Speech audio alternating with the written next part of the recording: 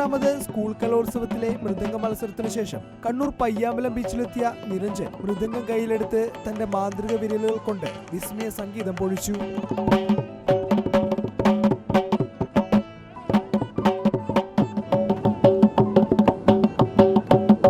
കടലിനെ സാക്ഷിയാക്കി നിരഞ്ജൻ കൊട്ടിക്കയറിയപ്പോൾ കൂട്ടിന് തിരമാലകളുടെ ഇരമ്പലുകളും ഉണ്ടായിരുന്നു.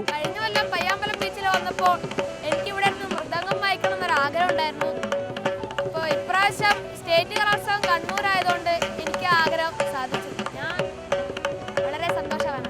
സന്ധ്യാസമയം പയ്യാമ്പലം കടപ്പുറത്ത് മൃദംഗതാളം കൊണ്ട് നാദപ്രപഞ്ചം സൃഷ്ടിക്കുകയായിരുന്നു ഈ കൊച്ചുമിടുക്കൻ.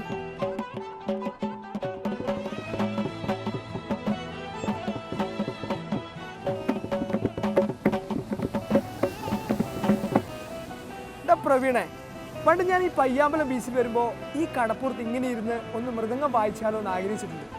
ഇപ്രാവശ്യം നിരഞ്ജനെ പോലെ എനിക്കും ഒന്ന് സാധിച്ചു. ഞാനും ഭയങ്കര ഹാപ്പിയാണ്.